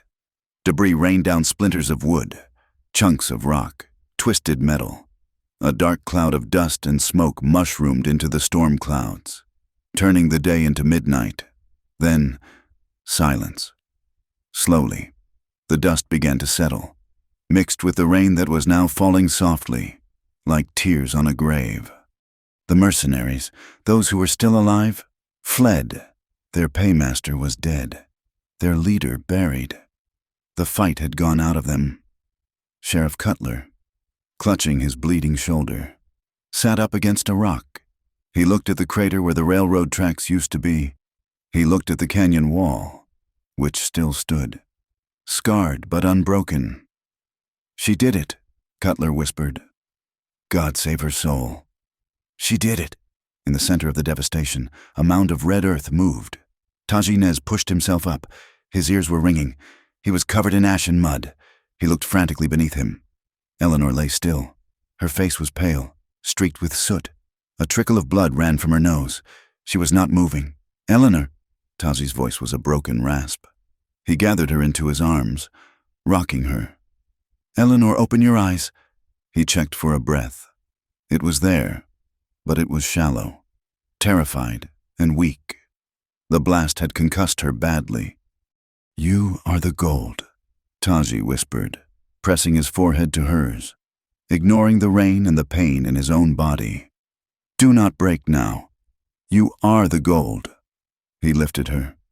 She was a dead weight in his arms. He looked at the canyon that still stood. He looked at the railroad that was destroyed. The climax had passed. The explosion had reshaped the land. But it remained to be seen if the woman who caused it would survive to see the new world she had forged. The dust did not settle for 3 days. It hung over the canyon of red echoes like a funeral shroud, a thick haze of pulverized rock, gunpowder, and the splintered remains of ambition. The silence that followed the explosion was not the peaceful silence of the desert. It was the stunned, ringing silence of a battlefield where the earth itself had been wounded. The railroad trestle was gone. The intricate lattice of timber and iron that Silas Boone had willed into existence was now nothing more than twisted scrap metal and kindling lying at the bottom of the ravine.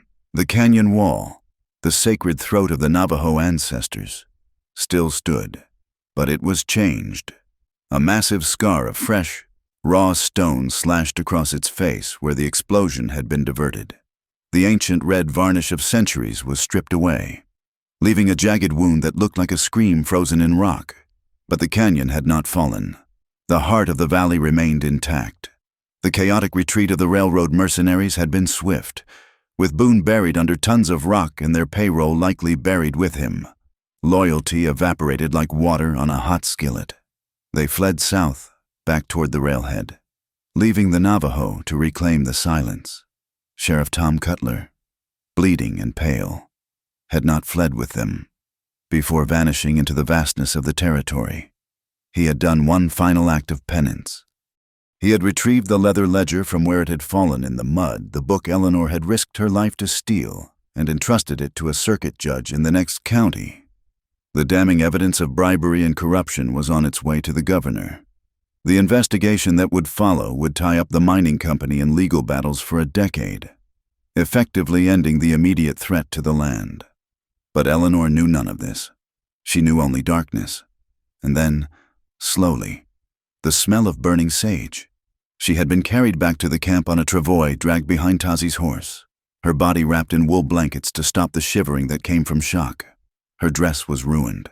Her skin was scraped raw by the flying debris, and her head throbbed with a violence that made opening her eyes an agony she could not yet face.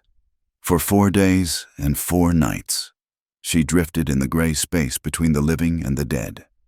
In her fever dreams, she was back in the schoolhouse, writing on the blackboard, but the chalk kept crumbling into red dust. She saw her husband's face, then Silas Boone's face, laughing and calling her a barren field. She tried to scream, but her mouth was filled with sand.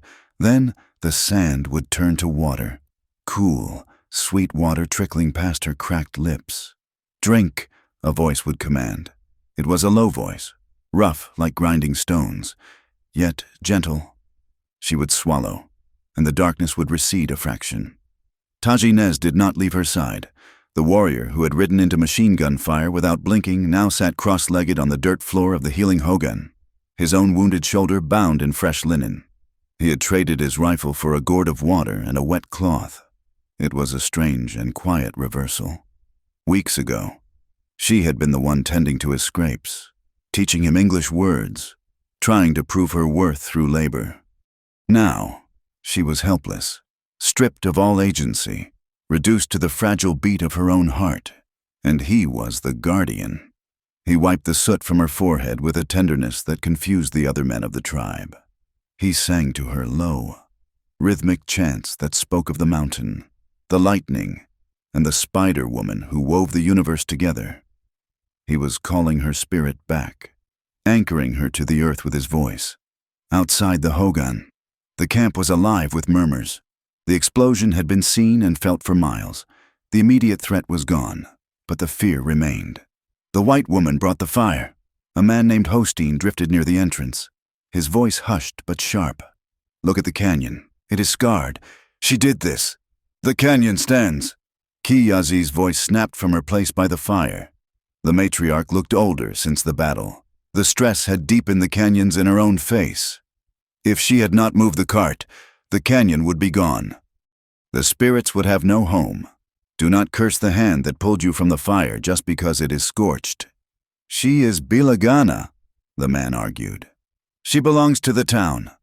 The town tried to kill her," Kiyazi said, stirring the corn stew. "She belongs to the fire now, and the fire has not yet spit her out." On the 5th morning, the fever broke. Eleanor opened her eyes. The first thing she saw was the roof of the hogan. the log spiraling upward to the smoke hole where a circle of blue sky was visible. The air smelled of cedar smoke and damp earth. She tried to move, and a groan escaped her lips. Every inch of her body felt bruised. "Stay still." Tazi was there. He leaned over her, his face haggard. He had not shaved, and a shadow of dark stubble covered his jaw. His eyes were red-rimmed from lack of sleep. But when he saw her eyes focus, a light sparked in them that was brighter than the morning sun. "Taji," she whispered. Her voice was a wreck, a dry rasp. "I am here," he said. He lifted her head gently and held a cup of willow bark tea to her lips. "Drink. It stops the pain." Eleanor drank. The bitter taste was grounding. It told her she was alive. "Boone," she asked, the name tasting like ash. "Buried," Taji said simply. "The earth took him back." Eleanor closed her eyes, a shudder running through her. The image of the cart rolling, the blinding flash, the feeling of flying backward, it all came rushing back. "I killed him," she whispered. "I killed them." "You saved the valley," Taji corrected her. He took her hand. His calloused thumb rubbed her knuckles. "You saved Atsa. You saved Kiyazi. You saved me." I am broken, Taji," she said, tears leaking from the corners of her eyes. "Look at me. I was already old, and now—" "Hush," Taji said. He squeezed her hand. "Rest now. We talk when the sun is high." Later that day, a visitor came to the edge of the camp. It was not a soldier, but a lone rider on a weary horse. He did not enter the circle of hogans, but stood by the creek, waiting to be acknowledged. It was Tom Cutler. He was no longer wearing the tin star on his vest. His arm was in a sling. Taji went out to meet him. They spoke for a long time by the running water. There was no shouting, no posturing, just two men who had seen too much death standing in the aftermath. When Taji returned to the hogan, he carried a heavy canvas sack and a folded piece of paper. "The sheriff is leaving," Taji told Eleanor, who was sitting up now, leaning against a pile of sheepskins. "He goes to California. He says there is no law left in Red Rock Crossing, only ghosts." Taji placed the sack on the ground. It clinked heavily. "He left this $500 in gold. He said it was the bribe Boone paid him to look the other way." Taji paused. "He said it belongs to the widow Pike. He said it is blood money turned clean." He handed her the paper. Eleanor unfolded it with trembling fingers. It was a letter, written on the back of a wanted poster, her wanted poster. "Mrs. Pike, I cannot fix what was done. I cannot give you back your years. But the town knows the truth now. I told them Boone lied about you. I told them you were the only one with a spine. You are not a criminal. Eleanor, you are the only innocent thing that ever walked through the Silver Spur. Don't come back. This town don't deserve you. T. Cutler." Eleanor lowered the paper. She looked at the bag of gold. $500. It was enough to buy a ticket to the east, enough to buy a small cottage in a city where no one knew her name, enough to start over as a respectable widow. "He says the town is quiet," Taji said, watching her face. "The women who laughed at you, they are silent. They know you stopped the railroad. They know you killed the wolf." "I don't care about them," Eleanor said softly. She pushed the bag of gold away. "I don't care if they hate me or hail me. They still don't know me." She looked at Taji. "Help me up. I need to see the light." "You are weak," Taji protested. "Help me up," she repeated, her voice gaining a sliver of its old steel. Taji supported her. He wrapped a thick blanket around her shoulders and half carried her out of the hogan. The sun was just rising over the eastern mesas. The light hit the canyon of red echoes at a low angle. Eleanor gasped. The canyon was indeed scarred. The blast had sheared away the dark, weathered patina of the rock face, exposing the raw stone beneath. But in the morning light, that raw stone was not ugly. It was a brilliant, vibrant orange gold. The cracks radiating from the blast site caught the sun and glowed as if the cliff itself were bleeding liquid light. It was a wound. Yes, but it was magnificent. The rarest gold comes through fire, Eleanor whispered, the words drifting back to her from that night by the fire. She turned to Taji. You were right. It is not destroyed. It is revealed. Taji nodded, looking at the cliff. The stone is cut, but the valley still breathes. The wind still sings in the cracks. The water still flows. A scar does not mean death. Eleanor, it means you survived. It means you are tougher than what tried to kill you. He turned his gaze to her. He looked at the bandage on her forehead, the scratches on her cheek, the gray in her hair that seemed to shine like silver in the sun. You have scars now, too, he said gently. Do they make you less? Eleanor touched her face. She felt the rough bandage. She felt the lines of her age. For the first time in her life. She did not wish them away. No, she said. They make me real. But reality brought with it the cold wind of practical necessity. That evening, the elders of the scattered Navajo families gathered. They sat in a circle near the central fire. Ki Yazi presided. Taji sat on one side, Eleanor on the other. The question was simple. What to do with the white woman? She has money now, one elder said, eyeing the canvas sack. She can go. She can live well among her own kind. Her own kind rejected her. Ki Yazi reminded them. And she rejected them to save us. But she is not dying, another argued. She does not know the songs. She cannot weave the rug of history. If she stays, she will always be a stranger. And if she marries Tazi, their children, if she could have them, would be half souls. The mention of children, the old ache, throbbed in Eleanor's chest. She looked at the ground. I cannot give Tazi children, she said, her voice clear in the silence. That part of my life, the doctor said it is closed. If staying means I must provide a lineage, then I must go. She looked at Taji. It was the hardest thing she had ever done. She loved him. She loved him with a depth that terrified her.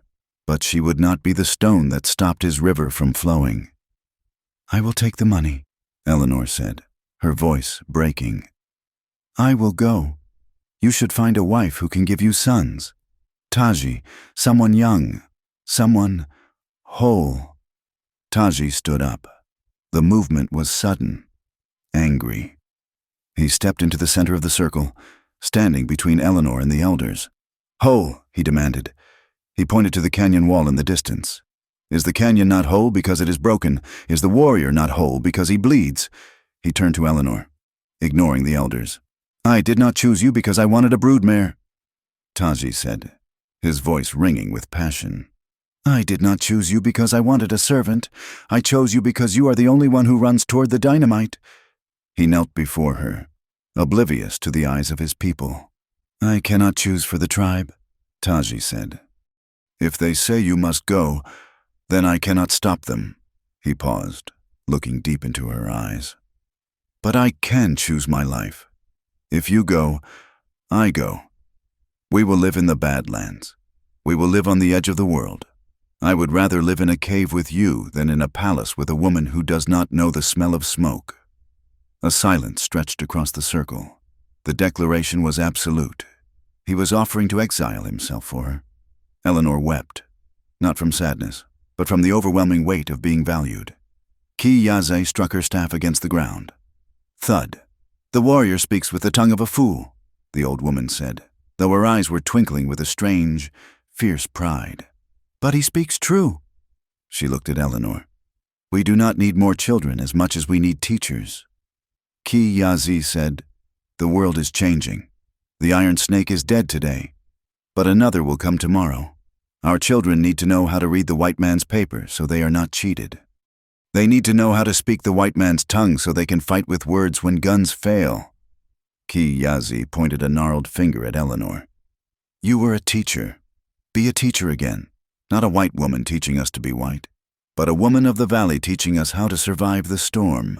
The elders murmured their assent. It was a pragmatic solution, but it was also an acceptance. You stay, Ki Yazi pronounced. Not as a guest, not just as a wife, but as part of the circle. Eleanor looked at Taji. He was smiling, a rare, genuine smile that crinkled the corners of his eyes. I stay, Eleanor whispered. Later that night, Eleanor walked to the edge of the camp where her horse was tethered. She took the canvas sack of gold. She walked to the spot where the communal food stores were kept: the corn, the dried meat, the wool. She opened the sack. "What are you doing?" Tazi asked, coming up behind her. "I don't need $500, Eleanor said. "And I don't need a cottage in the east." She poured the gold coins into the communal basket. It was a fortune. It would buy sheep to replace those lost in the raid. It would buy blankets for the winter. It would buy rifles for defense. "This is not charity," she said, turning to him. "This is my share. If I am to eat from the pot, I put into the pot." Taji looked at the gold, then at her. He reached out and pulled her into his arms. The embrace was solid, grounding. "You are a stubborn woman, Eleanor Pike," he murmured into her hair. "I am an old woman, Taji Nez," she replied, resting her head against his chest. "And old women know what matters." She looked out at the dark silhouette of the canyon. She was scarred. She was barren. She was 34 years old in a world that worshipped 16. She was a widow who had killed a man, and she had never been more whole. She had stepped out of the role society had written for her, the tragic, useless widow, and written her own lines. She had accepted the fire. She had accepted the scar. The falling action was over. The adrenaline had faded. What was left was something quieter, harder, and infinitely more precious. It was a life not of safety, but of choice, a life on the edge of the world, with the man who saw the gold in the dust. The dawn did not break over the canyon of red echoes with a shout, but with a whisper. The sky turned from the deep bruised purple of night to a soft, translucent lavender. And then, as the sun breached the eastern mesas, the world was flooded with a light so clear it seemed to scour the soul. On the rim of the canyon, not far from where the dynamite had scarred the rock face, a small circle of stones had been arranged. There were no pews, no altar, no stained glass. There was only the vast, indifferent sky and the red earth that had, days ago, threatened to consume them all. Eleanor Pike stood in the center of the circle. She wore a dress of soft deerskin, bleached white by the sun and the skill of the Navajo women. It was not the silk gown of a society bride, nor was it the frayed calico of a washerwoman. It was something new. Atsa, the woman who had once looked at Eleanor with eyes full of suspicion, now stood behind her. With hands that were surprisingly gentle, Atsa wove a strip of embroidered red cloth into Eleanor's hair. The red matched the canyon walls. It was the color of blood and earth, the color of life. "You stand tall," Atsa whispered, her voice rough but devoid of malice, "like the ironwood." Tazi Nez stood opposite Eleanor. He wore his finest shirt, clean and pressed, and a necklace of silver and turquoise that rested heavy against his chest. His arm was still in a sling, and he moved with the stiffness of a man whose body is healing. But his eyes were clear. He looked at Eleanor not as a prize he had won, nor as a burden he had saved, but as the other half of his own silence. Ki-Yazi, the matriarch, stepped forward. She held a bundle of burning sage, waving the fragrant smoke over them with an eagle feather. The scent was sharp and clean, cutting through the lingering smell of dust that still hung in the air from the explosion. "There is no priest here," Ki-Yazi said, her voice carrying on the wind. "The white god lives in a box of wood. The dying god lives in the wind. Today, we ask the wind to tie you together." She looked at Tazi. "You are the mountain. You do not move." She looked at Eleanor. "You are the river. You cut through stone. Together," the old woman said, sprinkling yellow corn pollen on their shoulders. "You are the valley. You are the place where life grows." It was not a marriage by the laws of the territory. There was no paper signed, no license filed in a dusty courthouse. It was a promise made to the earth. Taji reached into his pocket. He did not pull out a gold band purchased from a catalog. He produced a ring he had hammered himself from a silver coin, rough and imperfect, etched with the symbol of a lightning bolt, the fire that changes the earth. He took Eleanor's hand. Her fingers were rough, calloused from the hoe and the loom, scarred from the rope and the iron sconce. He slid the ring onto her finger. "I cannot give you safety," Taji said, his voice low and steady. "The world will always try to break us. I cannot give you a house of brick, but I give you my fire. I give you my blood. As long as I stand, you do not stand alone." Eleanor looked at the silver ring. It caught the morning light, shining against her weathered skin. She reached into her sash and pulled out a string of juniper berries and turquoise beads she had strung herself. She placed it around his neck. "I do not want safety," Eleanor replied, her voice clear and strong. "I want the storm. I want the quiet. I want the man who saw gold when everyone else saw dust. I take you, Taji Nez. I take your people. I take your fight." They did not kiss with the polite restraint of the parlor. Taji stepped forward, bridging the gap, and pressed his forehead against hers. They breathed the same air, sharing the smoke of the sage and the chill of the morning. It was a moment of absolute connection, a grounding wire between two souls that had been drifting in the storm. "It is done," Kiyaji said, tapping her staff on the rock. "Now, we eat." The celebration was simple. There was roasted mutton, corn stew, and fry bread. There was laughter, a sound that had been absent from the valley for too long. For the first time, Eleanor sat in the inner circle, not as a guest, but as kin. In the months that followed, the seasons turned. The heat of summer gave way to the crisp gold of autumn, and the cottonwood trees along the creek bottom turned the color of flames. On a flat rise of land where the hidden trail from the valley met the old trade road, a building began to rise. It was not a hogan, nor was it a cabin. It was a blend of both thick adobe walls to keep out the heat, timber beams to support a high roof, and a wide porch that faced the rising sun. It was a trading post, but it was also a gate. Taji and Eleanor built it with their own hands, aided by the young men of the tribe who now looked at Eleanor with a mixture of awe and respect. They called it the Red Echo Post. It became a place of intersection. Traders moving north from the border stopped there to water their horses and trade coffee and sugar for the thick, waterproof wool blankets the Navajo women wove. For Eleanor, the post became her classroom. Every morning, before the sun was high enough to burn, a group of children would gather on the wide wooden planks of the porch. Most were Navajo little Najoni and her cousins, but there were others too. The children of drifting prospectors, the son of a trapper who lived in the hills, the daughter of a new homesteader. They sat cross-legged in a semicircle. Eleanor mounted a large piece of slate on the adobe wall. "A," she would say, drawing the letter in white chalk. "A is for apple. A is for Atsa. A is for arid." She taught them to read the treaties that men like Silas Boone tried to use against them. She taught them to count the weight of wool so they would never be cheated by a dishonest merchant. She taught them history, not just the history of presidents and generals, but the history of the land they stood on. Sometimes, she would stumble over a Navajo word. "It is dine," a voice would correct her from the doorway. Atsa would be standing there, leaning against the door frame with a basket of corn. "Not dine, the tongue must touch the teeth." "Thank you, Atsa," Eleanor would say, smiling. "Class, repeat after Atsa." The useless woman, the barren field, was now the gardener of the most precious crop in the territory, the minds of the next generation. She looked at the faces upturned toward her brown faces, white faces, all dusted with the same red earth, and she felt a fullness in her chest that no biological child could have surpassed. She was not raising one family. She was raising a community. Tazi found his new role as well. The dynamite had stopped the railroad, but it had not stopped the world. Surveyors still came. Men with tripods and maps still wandered the edges of the territory.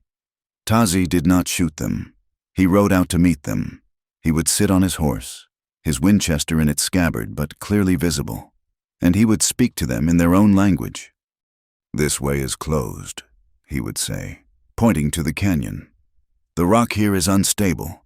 If you blast, you bury your prophet." Then he would point to the long way around, the route that skirted the sacred lands. "That way is hard, but the stone holds. Water is there. He became a guide, a mediator. He showed them that the land could be crossed without being broken. He earned a reputation not as a savage obstructionist, but as a man who knew the earth better than their engineers. The Indian agent from the government came once to threaten him, met Taji's steady gaze, drank Eleanor's coffee, and left with a report that the situation is stable and best left alone. Back in Red Rock Crossing, the town moved on, as towns do. The railroad eventually found another route, 50 miles to the east. The boom slowed down, but the story of Eleanor Pike refused to die. Like all stories in the West, it stretched and changed shape in the telling. In the dim light of the Silver Spur, old miners would lean over their whiskey and whisper, "I saw her," one would say. "The White Witch. She called down lightning to blow the tracks." "Nah," another would argue. "She was mad. Crazy as a loon. The desert took her mind, and she ran off to marry a coyote spirit. I heard she was a spy." A third would chime in, working for the government to stop the gold rush. They painted her as a monster, a ghost, a cautionary tale for women who stepped out of line. But 20 miles away, in the deep silence of the valley, a different story was told. Around the winter fires, when the snow dusted the mesas, Kiyazi would gather the children. She was very old now, her skin like parchment, but her voice was strong. She would tell them of the time of the big noise. She would tell them of the woman who walked into the camp with bleeding feet and a book of lies. She was not of our blood, Kiyazi would say, but her heart was made of ironwood. She would tell them how the woman pushed the cart of fire, how she changed the path of death. "We gave her a name," the old woman would say. "Ola Tso Doka Sizi." "What does it mean, grandmother?" the children would ask. "It means..." Kiyazi would smile, her eyes finding Eleanor across the firelight. "The gold that survives the fire." Years passed, the century turned. 1900 came and went. The horses gave way to Model T Fords that rattled and coughed their way across the rough tracks of the desert. One late afternoon in 1910, a touring car filled with young people from the east sputtered to a halt in front of the Red Echo post. They were tourists, dressed in dusters and goggles, seeking the thrill of the Wild West before it vanished entirely. A young man jumped out, adjusting his cap. He looked at the sign above the door. "Red Echo," he read. He pointed to the jagged, lighter-colored scar on the canyon wall in the distance. "Look at that. Clara, that's where the explosion happened. The guidebook says a crazy woman blew up a railroad here 20 years ago." A young woman stepped out, shielding her eyes from the sun. "A woman? Don't be silly, George. It was probably a mining accident, or bandits." "No, really," George insisted, laughing. "The legend says she fell in love with a chief and they fought off a whole army. Romantic rot, if you ask me." They walked up the steps of the trading post. Sitting on a bench in the shade of the porch were an old man and an old woman. The man was striking, with long silver hair tied back and a face that looked like it had been carved from mahogany. He was whittling a piece of cedar. The woman beside him was frail, her hands gnarled with arthritis, her hair a halo of pure white. She was shelling peas into a wooden bowl. "Excuse me," George said loudly, assuming the old couple might be deaf or simple. "We need water for the radiator, and maybe some of those blankets." The old woman looked up. Her eyes were a startling, clear blue, the only thing about her that time had not faded. "The pump is round the back," she said. Her voice was soft, cultivated, with the faint, precise diction of a schoolteacher. "The blankets are inside. My daughter, Najoni, will help you." George blinked, surprised by her accent. "Oh, thank you. Ma'am?" He looked at the canyon again. "Say, you folks have lived here a long time. Do you know if the story is true about the explosion?" The old man stopped whittling. He looked at the boy with dark, amused eyes. "Many stories in the desert," the man said. "The wind blows them around." "Right," George chuckled. "Just a tall tale. Then, figures." He and Clara went inside. The old couple remained on the porch. The sun began to dip below the horizon, setting the sky on fire. The light hit the scar on the canyon wall, and for a few fleeting minutes, the raw stone glowed with a brilliant, blinding gold intensity. It was the most beautiful thing in the landscape. Eleanor stopped shelling the peas. She watched the light. She reached out and placed her hand on the man's knee. He covered her hand with his. The silver ring on her finger was worn smooth now. The lightning bolt almost rubbed away by years of work, but it still shone. "They think we are a myth. Taji," Eleanor whispered, a small smile playing on her lips. "Let them," Taji Nez replied. "Myths live forever. People just die." He looked at her. He saw the map of their life etched into her face. He saw the grief, the joy, the hard winters, and the sweet springs. He saw the woman who had ridden into a sandstorm to save him. Eleanor leaned her head against his shoulder. The warmth of the sun was fading, but the warmth between them was constant. "They once said I was too old," she murmured, the memory of that day in the square feeling like a lifetime ago. A bad dream she had finally woken from. Taji squeezed her hand. He looked at the golden scar on the cliff, then back at the white-haired woman who was his heart, his breath, and his home. "Then they never understood gold," he said softly. They sat in silence as the blue shadow of the earth rose up the canyon walls, extinguishing the fire of the day but leaving the heat in the stone. Narrator, and so, the story ends not with a gunshot, but with a whisper on a porch, in the vast mythology of the American West, where history is often written in blood and measured in bullets. The tale of Eleanor Pike and Taji Nez is a quiet anomaly. It is a reminder that the strongest things in the desert are not the rocks, nor the iron rails, nor the men who claim to own them. The strongest things are the seeds that wait for the rain, the roots that hold the soil, and the hearts that refuse to harden. Some say gold is the most precious metal because it does not rust. It does not tarnish. It endures. Eleanor Pike was told her value was gone. She was told her season had passed, but she proved that the human soul is not a commodity to be spent and discarded. It is a forge, and those who are willing to walk through the fire, to burn away the fear and the pretense, do not come out empty. They come out rare. They come out solid. They come out as gold that never breaks. Outro. Thank you so much for listening to this story. It has been a journey through the dust, the pain, and the ultimate redemption of Eleanor and Taji. I hope their story touched something in you, as it did in me while telling it. I would love to hear from you. Where are you listening to this story from? Are you sitting on a porch at sunset, riding a train, or maybe just relaxing at home? Please leave a comment below sharing your location and your thoughts on the ending. Did Eleanor make the right choice? If you enjoyed this tale of the Wild West, please consider subscribing to my channel, Wild West Tales. Don't forget to hit the like button on this video. And if you really loved it, please give it a hype. Your support helps these stories reach more people and keeps the fire of the West burning.